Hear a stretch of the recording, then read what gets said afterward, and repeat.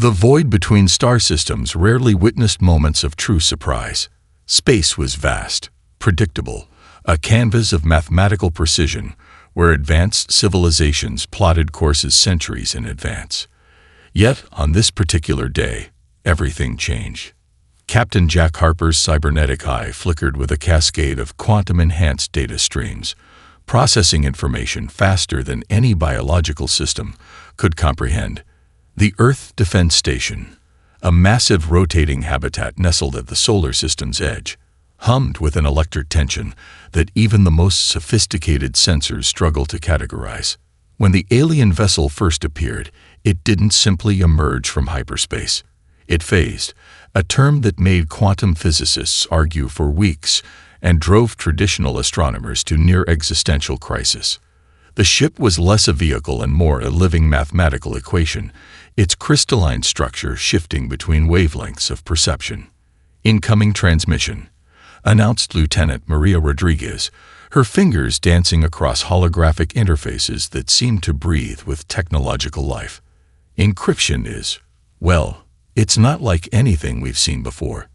Jack's prosthetic left eye, a marvel of human engineering that put most alien scanning technologies to shame, began analyzing the transmission.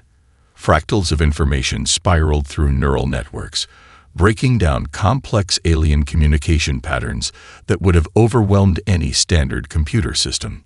The station's crew represented humanity's finest, not just military personnel, but a carefully selected team of specialists who embodied human unpredictability. Linguists with backgrounds in cognitive psychology, engineers who viewed technological limitations as amusing challenges, diplomats trained in psychological warfare as much as international relations. Lieutenant Rodriguez continued her analysis. The transmission contains multiple layers. It's not just a message. It's a mathematical proposition, a cultural assessment, and what seems to be a diplomatic greeting, all simultaneously encoded. Jack watched the holographic representation of the alien vessel.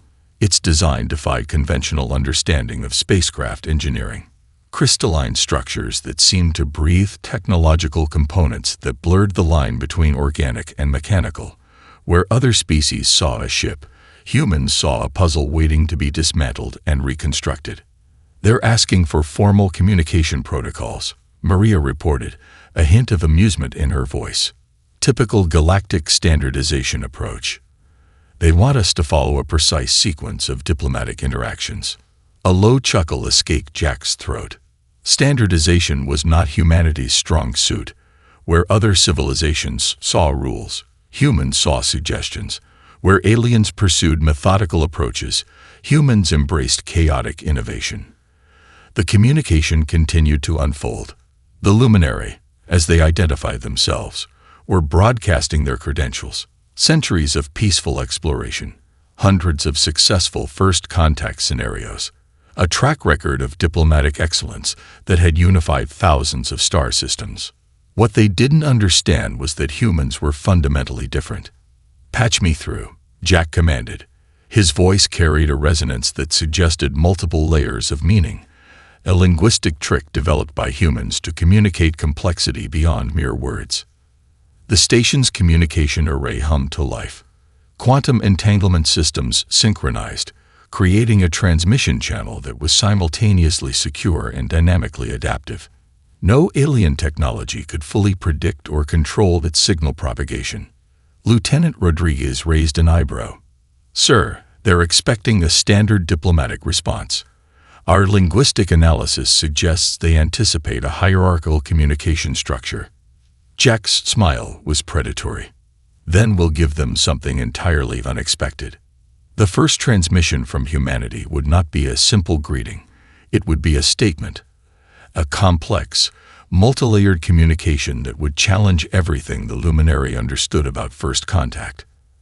Outside the station, the alien vessel continued to shimmer, a beautiful, dangerous mathematical construct waiting to be understood. Inside, humanity prepared to make its first impression on the galactic stage. No one aboard the Earth Defense Station knew exactly what would happen next, but they were certain of one thing. This encounter would be anything but ordinary. Dr. Emily Rodriguez didn't look like a weapon. Petite, with olive skin and eyes that seemed to hold entire galaxies of thought, she represented a new breed of human diplomat. Her credentials told only a fraction of her story: cognitive linguist, neural interface specialist, psychological warfare expert, and something far more dangerous: a human mind unbound by conventional limitations. The luminary communication chamber was a marvel of alien engineering. Translucent walls pulse with bioluminescent energy, designed to create a sense of psychological comfort for every known sentient species in the Galactic Confederation. Soft harmonics played at the edge of perception, a technique that had pacified hundreds of civilizations during first contact scenarios. They were about to meet their match. As the luminary delegation entered, their crystalline forms shifted with anticipation. Lead communicator Zornak believed this would be a routine first contact. Humans were just another emerging species, young, primitive, potentially interesting, but ultimately manageable. The moment Emily's mind touched the telepathic interface, everything changed. Telepathic communication wasn't new to the luminary. For millennia, they had perfected a technique of empathetic resonance, a method of understanding that worked like a universal translation, breaking down psychological barriers, finding common ground, establishing rapport. Emily Rodriguez wasn't interested in common ground. Her mind was a fortress more complex than any technological defense. Layers of psychological training, cognitive manipulation techniques, and a lifetime of human unpredictability created a mental landscape that defied comprehension. Where the luminary expected a gentle merge of consciousness, they found a battle. Zornak's first probe met an unexpected resistance. It wasn't a simple block. It was an active counterattack. Psychological feedback loops twisted the alien's telepathic intrusion, sending cascades of carefully constructed mental noise that felt like psychological shrapnel. The luminary communicator reeled back, a sensation they hadn't experienced in centuries of peaceful exploration. Pain. Confusion. Something fundamentally wrong with their understanding of communication. Emily smiled. This was only the beginning. Her training had prepared her for this moment. The human diplomatic corps wasn't just about peaceful negotiation. It was about understanding the deepest psychological warfare potential of first contact. Every interaction was a chess match, every communication a potential battlefield. The chamber's ambient harmonics began to destabilize. Luminary technology, designed to create psychological comfort, started to break down under the weight of human cognitive resistance. Where their systems expected compliance, they found chaos. Interesting approach. Emily spoke aloud, her voice a deliberate contrast to the silent telepathic battle. Your communication method assumes universal psychological compliance. Zornak struggled to maintain composure. The luminary prided themselves on emotional control, on a millennia-old tradition of diplomatic excellence. But something about this human defied every protocol they understood. Each telepathic probe Emily received was carefully dissected, analyzed, and then weaponized. She didn't just defend. She turned the luminary's own communication technique against them. It was like watching someone take a precision laser and use it as a hammer, completely disrupting the intended purpose. The other human representatives watched with a mixture of fascination and professional pride. This wasn't just diplomacy. This was a demonstration of human potential. Lieutenant Commander Michael Chen, standing near the chamber's entrance, whispered to his colleague, "She's not just blocking their communication. She's teaching them a lesson." The lesson was simple. Humans were not to be underestimated. Zornak's telepathic attempts became more desperate. Each probe was met with a psychological counterattack so precise, so tailored, that it felt like being struck by a weapon whose nature was impossible to comprehend. The luminary were used to peaceful negotiations, to subtle psychological nudges that had worked across thousands of civilizations. Humans played by entirely different rules. As the communication session continued, it became clear that this was more than a first contact scenario. This was a fundamental challenge to everything the luminary understood about interspecies communication. Emily Rodriguez wasn't just defending. She was rewriting the rules of engagement. When the session finally ended, the Luminary delegation looked shaken, a condition they hadn't experienced in generations. They had entered expecting to guide, to manage, to control the narrative of first contact.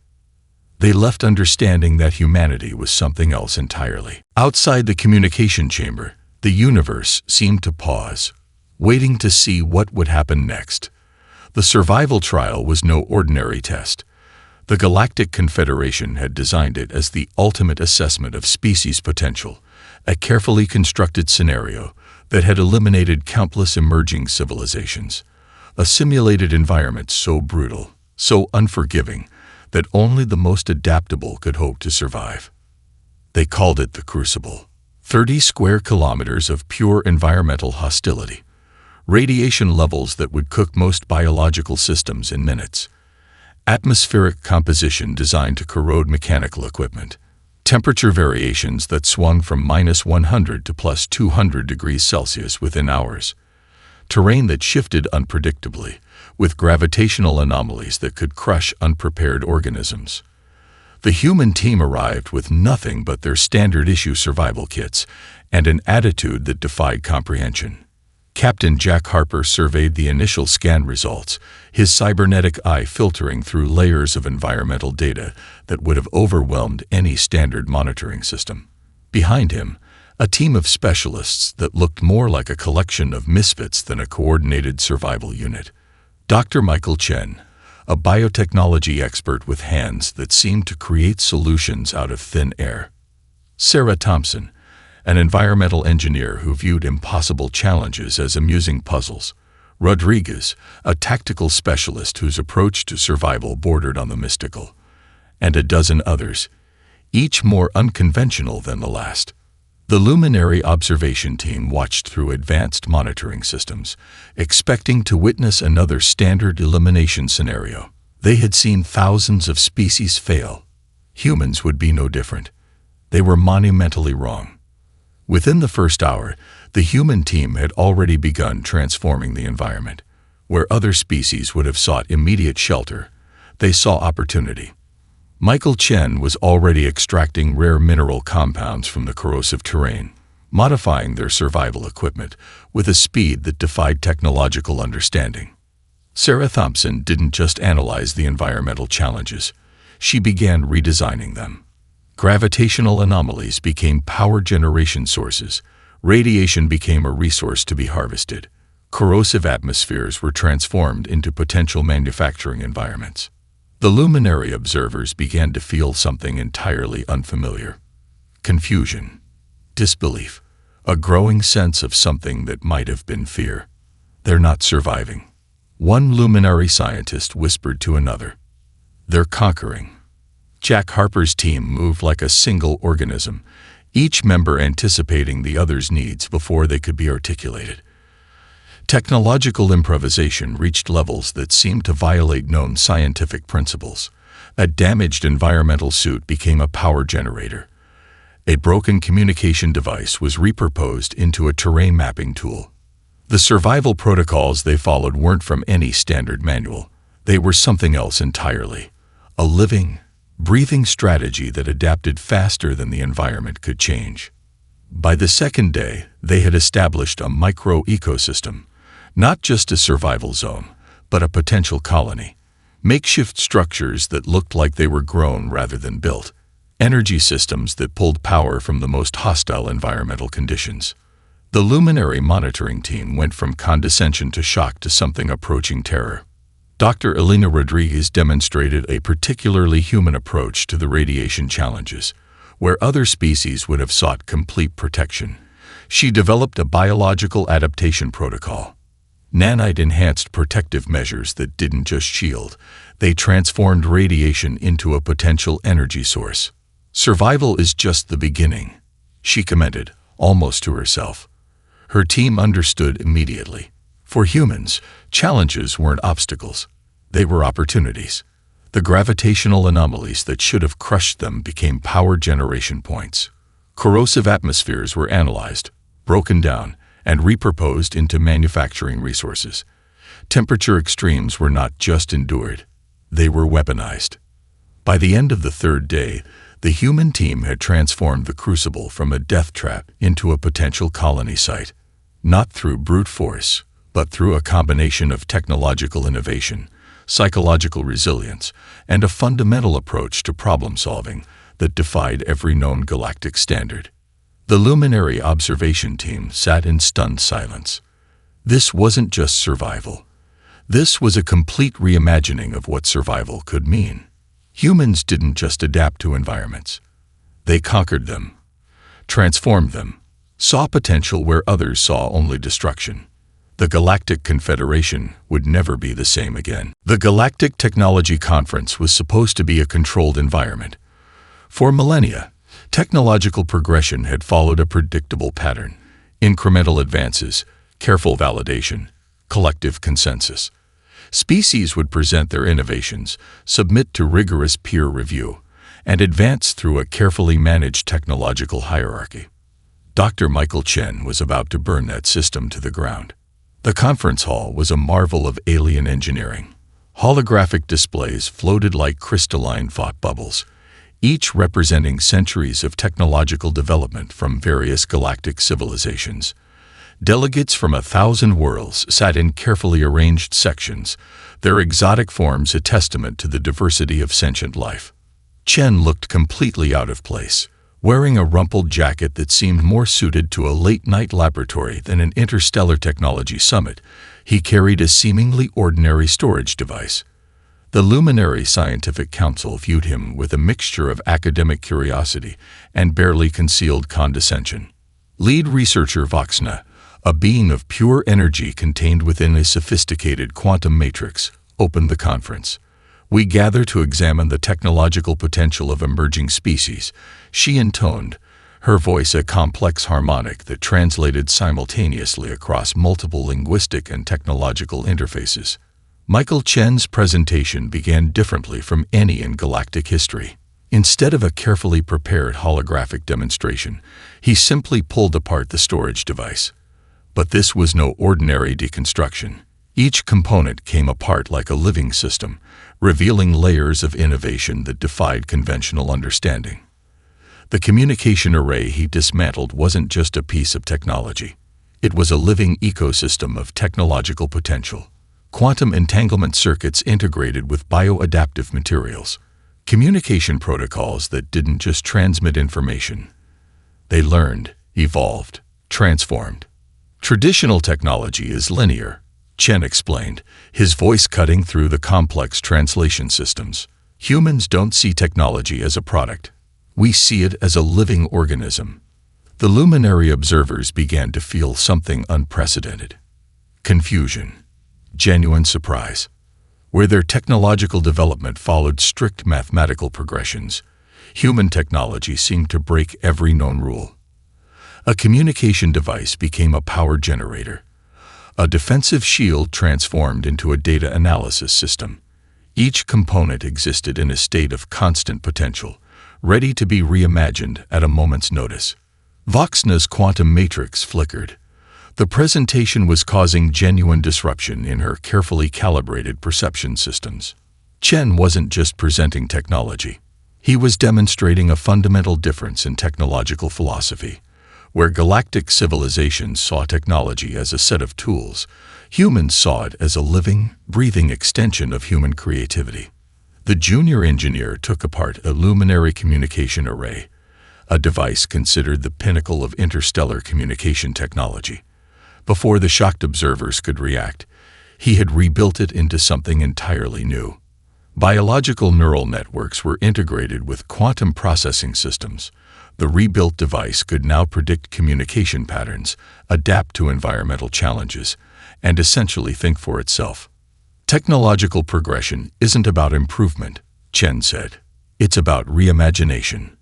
Each demonstration challenged fundamental galactic technological assumptions. A defensive shield that could transform into a power generation system. A communication device that learned and evolved with each interaction. Computational systems that didn't just process information. They understood context, predicted needs, created solutions. The Luminary Scientific Council went from academic interest to genuine alarm. This wasn't just technological innovation. This was a complete challenge to their understanding of technological development. Humans didn't see technology as a set of rules to be followed. They saw it as a playground of infinite potential. By the presentation's end, several luminary delegates had entered emergency communication status. Their carefully maintained technological hierarchy was being fundamentally challenged. Michael Chen wasn't just presenting technology.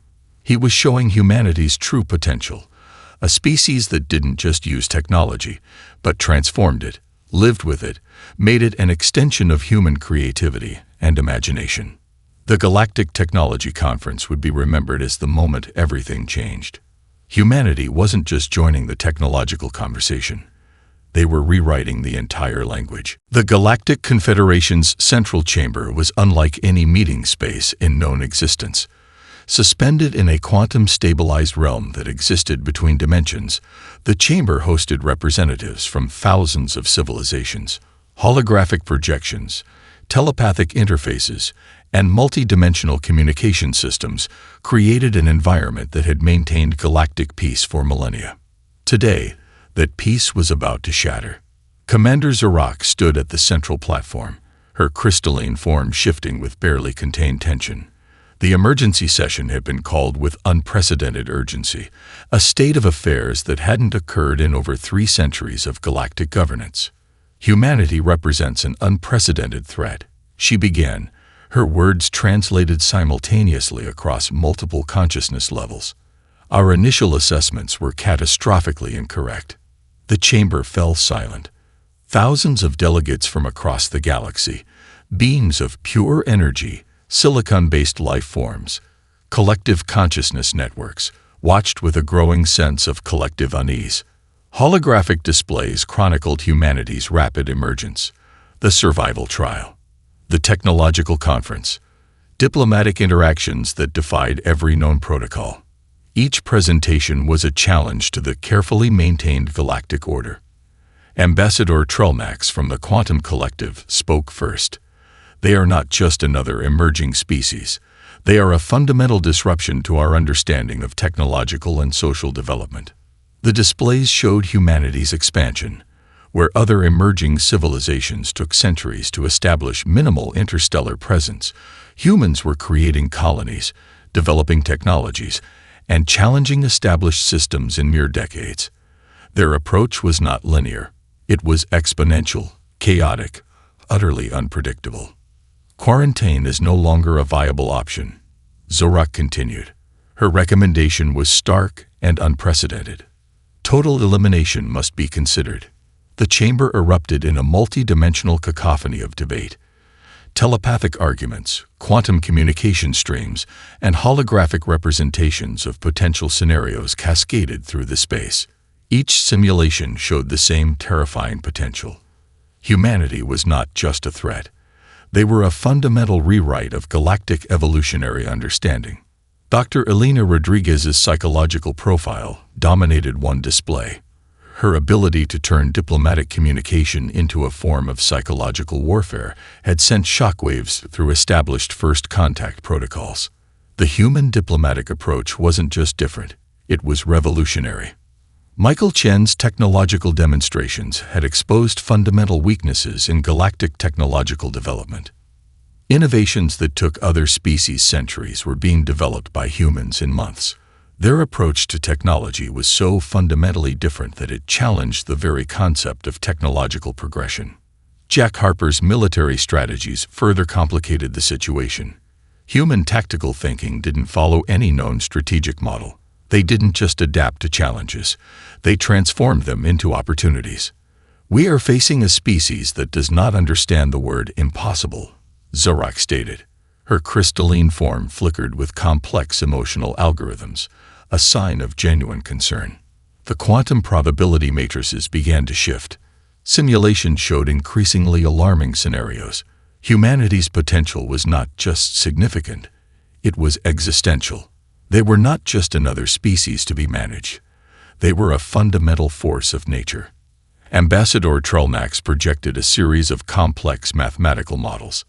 Their rate of development suggests they will surpass our collective technological capabilities within 2 standard galactic generations, not through aggression, but through a fundamental reimagining of technological and social systems. Debates raged across multiple consciousness levels. Some delegates argued for immediate intervention. Others saw humanity as a potential catalyst for galactic evolution. The very fabric of galactic governance was being challenged. "We cannot control them," one delegate observed. "We can barely understand them." The chamber's quantum stabilization fields began to fluctuate, a physical manifestation of the collective psychological stress. Humanity was not just a new species. They were a fundamental challenge to everything the Galactic Confederation understood about intelligent life. Zerok's final recommendation hung in the multidimensional space like a quantum uncertainty. Humanity must be stopped, or everything would change. The galaxy held its collective breath. The human colonies were not mere outposts. They were living, breathing demonstrations of human potential. Dr. Elena Rodriguez stood on the observation deck of Horizon Station, watching the latest colony world take shape. What had been a barren, radiation-scorched planet 2 years ago was now a thriving ecosystem of human innovation. Terraforming wasn't just a process. It was an art form that humans had turned into a science of pure possibility. Abandoned mining platforms became research stations. Dead planets transformed into agricultural marvels. Each human settlement was a testament to a fundamental truth.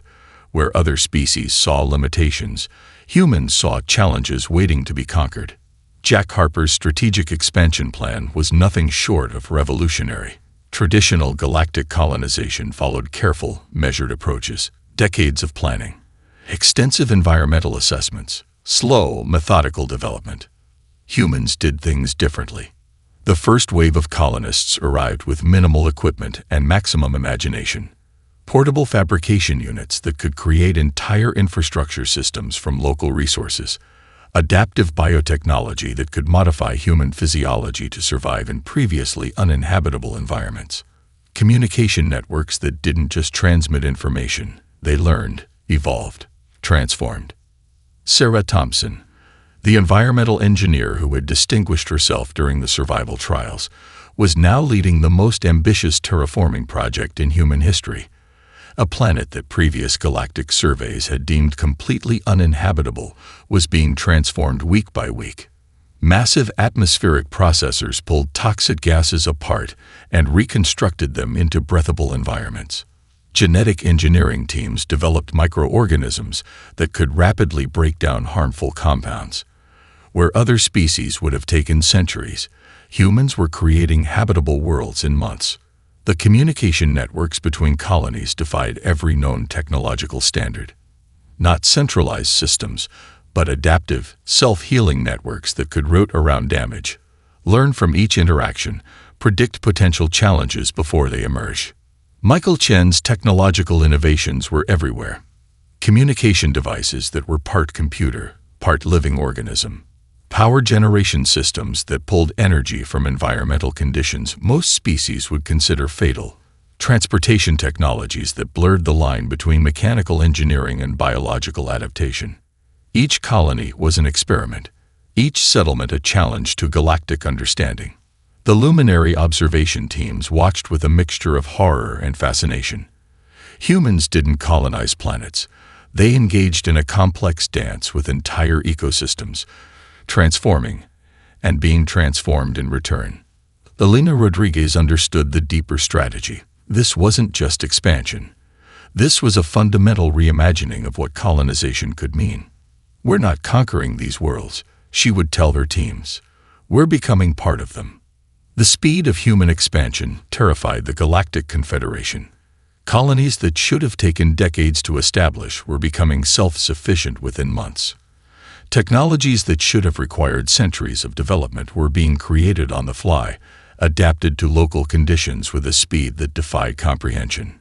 Jack Harper's strategic vision went beyond mere territorial expansion.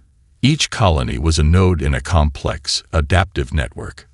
Communication systems that could route around potential conflicts.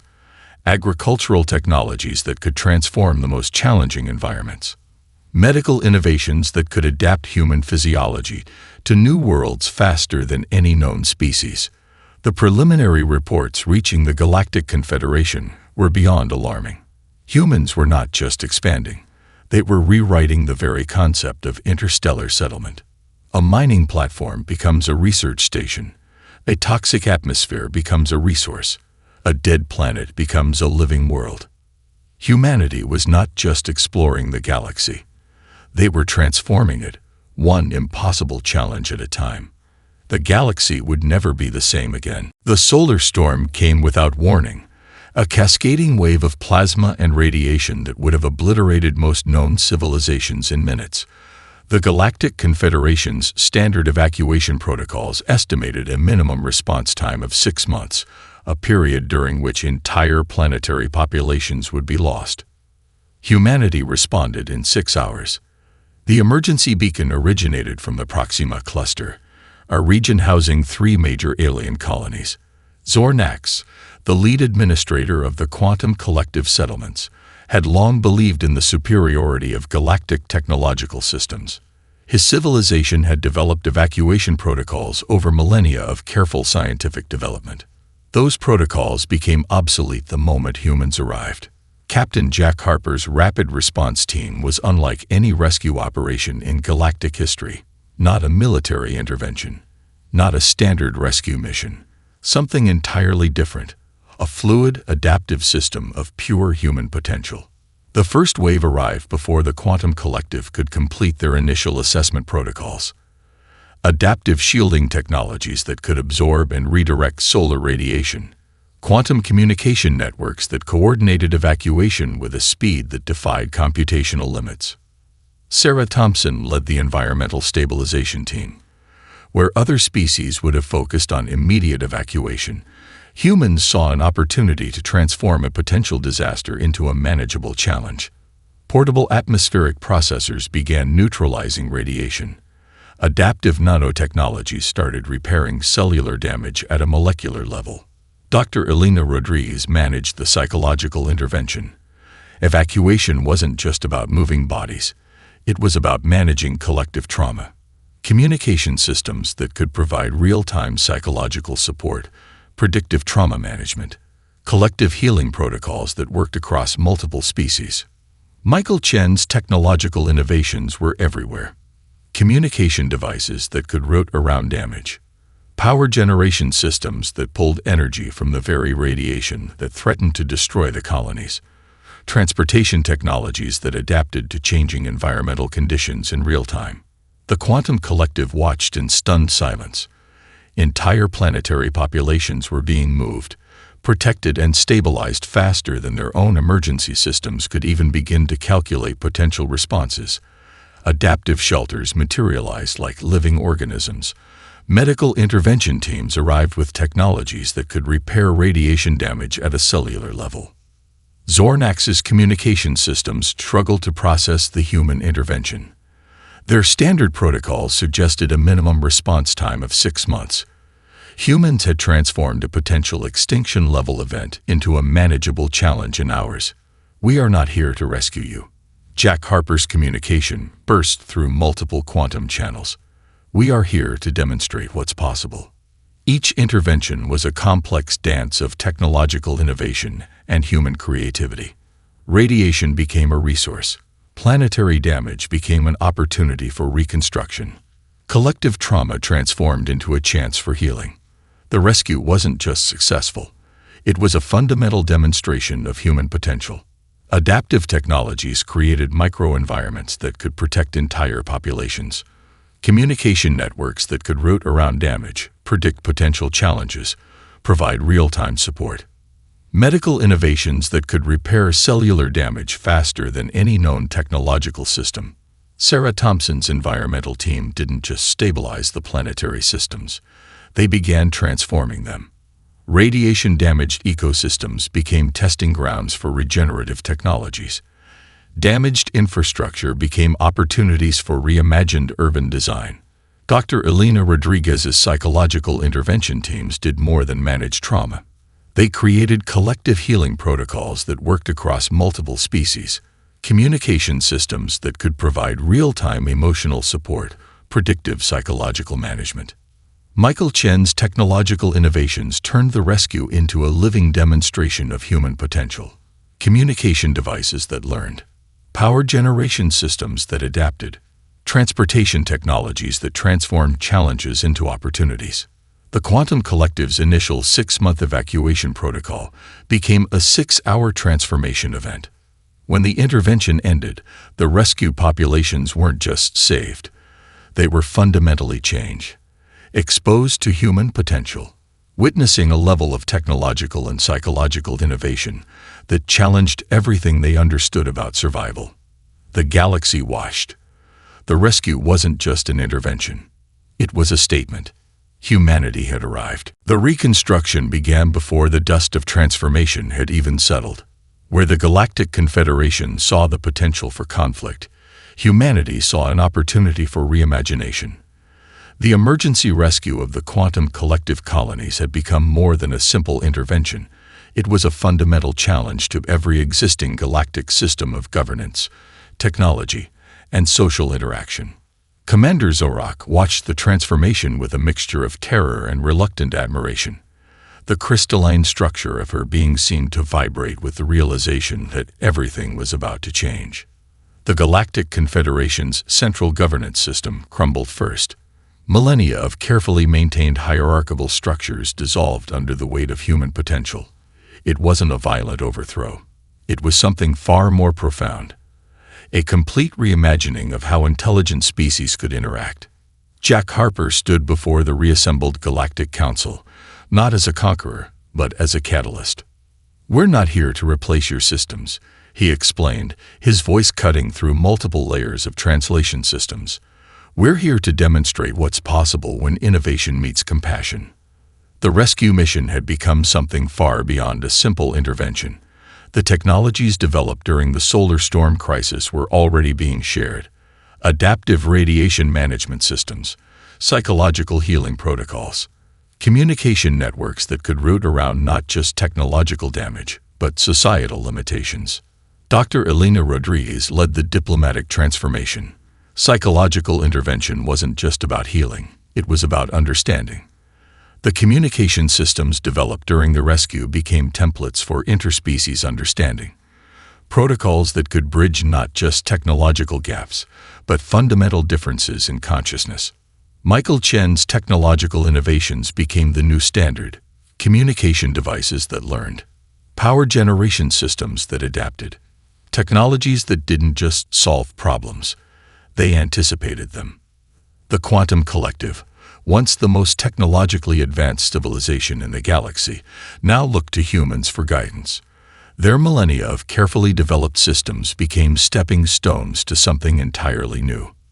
Zornax, the lead administrator who had once viewed humans with suspicion, now became an advocate for human-led galactic reconstruction.